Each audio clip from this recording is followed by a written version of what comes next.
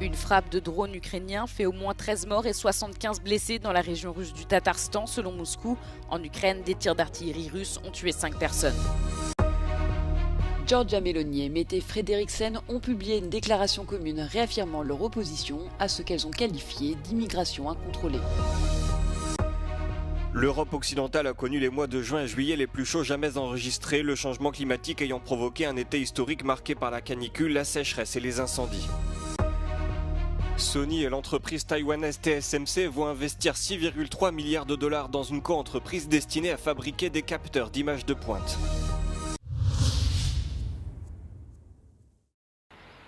Une frappe de drone ukrainien tue au moins 13 personnes dans la région russe du Tatarstan. C'est l'une des attaques isolées les plus meurtrières menées par Kiev depuis le début de la guerre en riposte aux frappes russes. Le bilan s'élève également à 75 blessés à Nijnekamsk, un pôle de raffinage de pétrole situé à plus de 1000 km de l'Ukraine. En parallèle, l'artillerie russe tue 5 personnes dans un village de la région de Kharkiv, au nord-est du pays, selon des responsables ukrainiens.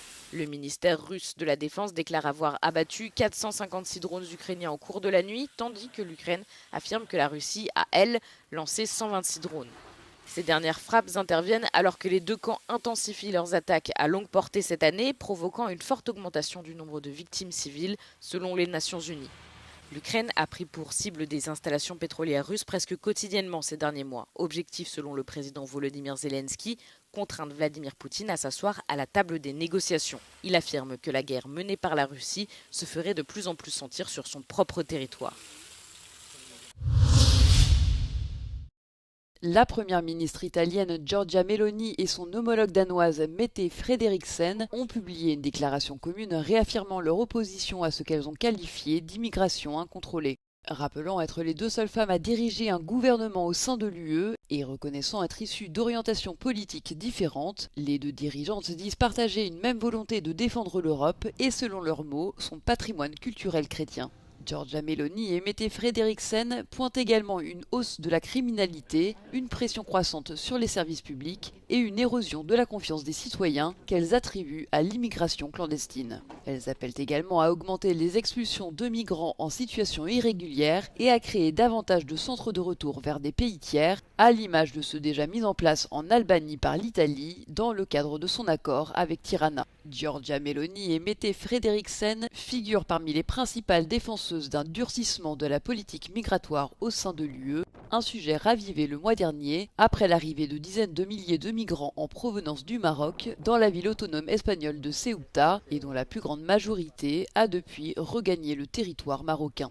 À la suite de cet épisode, l'Italie et le Danemark ont pris l'initiative d'une lettre ouverte adressée aux institutions européennes et signée par 22 États membres, appelant à une action coordonnée pour lutter contre l'immigration clandestine. Avec une moyenne de 21,62 degrés, l'Europe occidentale a connu les mois de juin et juillet les plus chauds jamais enregistrés, a indiqué ce lundi l'Observatoire climatique de l'UE. Cette situation intervient alors que l'Europe, le continent qui se réchauffe le plus rapidement au monde, a vu les 2 premiers mois de l'été marqués par des vagues de chaleur successives, des températures caniculaires et une sécheresse extrême. Depuis son apparition en mai, cette chaleur intense a causé des milliers de décès, de nombreux feux de forêt et une sécheresse prolongée qui a gravement impacté les cultures. Selon Copernicus, les niveaux d'humidité du sol sont nettement inférieurs à ceux de juillet 2022, date de la dernière sécheresse importante en Europe occidentale. L'été a également été marqué par d'importants incendies, notamment en France, en Espagne ou en Grèce. Ce week-end, c'est en Albanie que les flammes ont sévi. Ce dimanche, après plus de 24 heures de combat, les pompiers ont réussi à maîtriser l'incendie qui menaçait la ville de Krouia, dans le centre du pays, à près de 40 km au nord de la capitale, Tirana. La police a indiqué avoir arrêté un homme qui aurait mis le feu à de l'herbe sèche près de son domicile de manière accidentelle. Les autorités ont également indiqué que 3 hélicoptères militaires avaient prêté main forte aux équipes au sol pour maîtriser l'incendie, les opérations de lutte ayant été rendues difficiles à cause du relief escarpé de cette zone. La justice irlandaise a inculpé et placé dans une prison de haute sécurité l'homme suspecté d'avoir dirigé le KOCG, le Kinaam Organised Crime Group. Daniel Kinaam est le nom du suspect.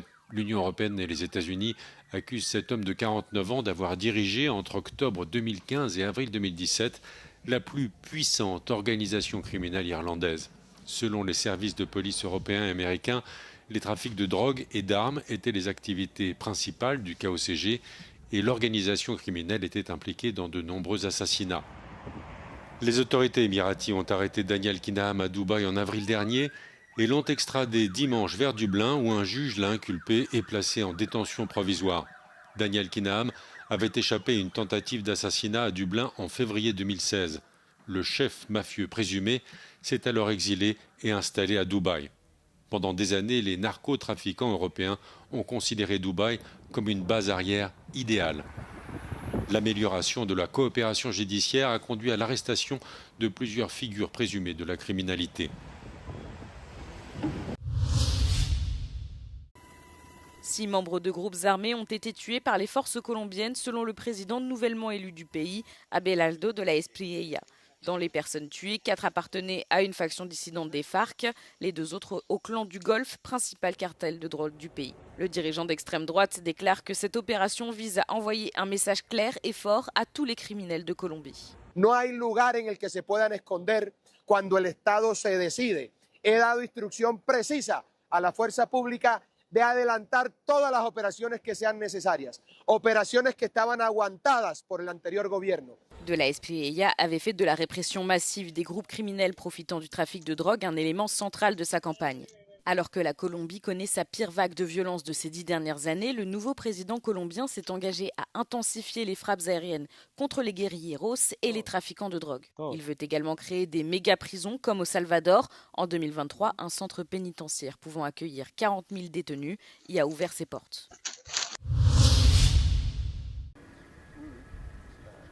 Comme de nombreux Parisiens, Valérie attend avec impatience l'éclipse solaire.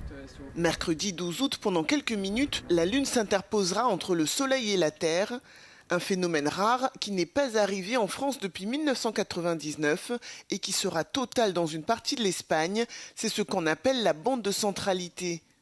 Alors effectivement en France l'éclipse n'est pas totale, je le rappelle, néanmoins elle est partielle avec un degré qui va aller de 90% à 99% d'occultation de la surface solaire, donc ça va être notable. Outre l'Espagne où elle aura lieu en fin de journée, l'éclipse sera notamment à 100% au Groenland et en Islande. Pour l'astronome de l'Observatoire de Paris, des questions sur cet événement majeur restent en suspens. Ça va se produire au moment où le soleil va se coucher, donc où le soleil, on le sait tous, quand il se couche, il a tendance à rougir, puisque le bleu notamment est diffusé dans l'atmosphère. Donc que va devenir, à quoi peut-on s'attendre avec ce soleil qui est déjà un petit peu rouge? Ça j'en sais rien, donc je suis curieux de voir ce que ça va donner.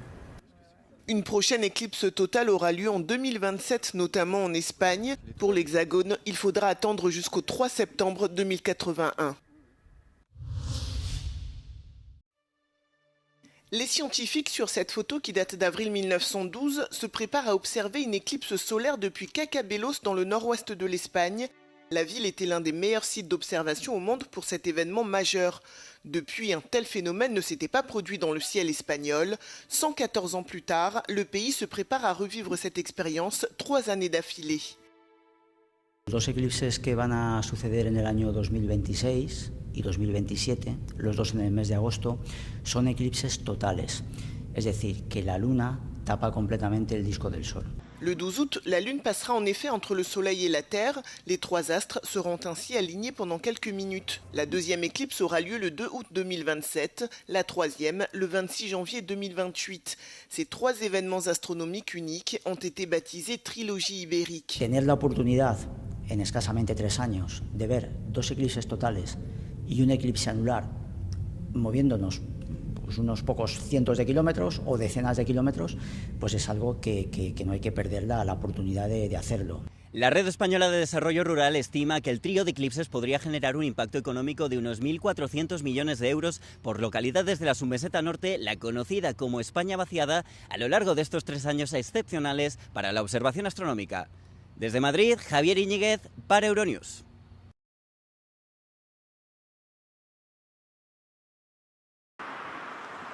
Sony et Taiwan Semiconductor Manufacturing Company prévoient d'investir environ 6,3 milliards de dollars dans une coentreprise au sein de laquelle les 2 géants technologiques devraient concevoir et produire conjointement des capteurs d'images de pointe au Japon.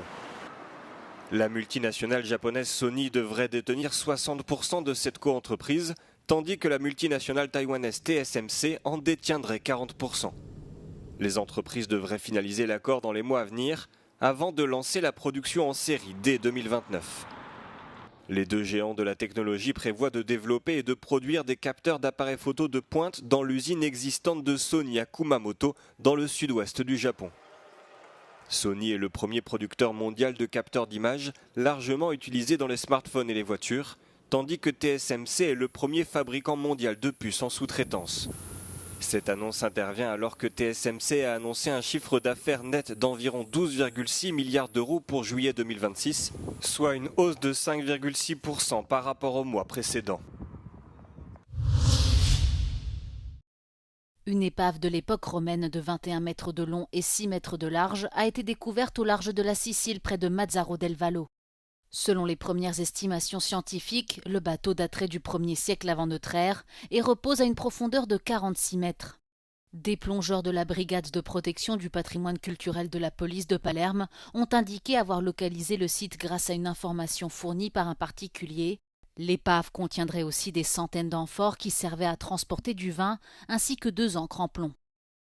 Le ministre italien de la Culture, Alessandro Giuli, a qualifié cette trouvaille de l'une des plus importantes découvertes archéologiques sous-marines de ces dernières années.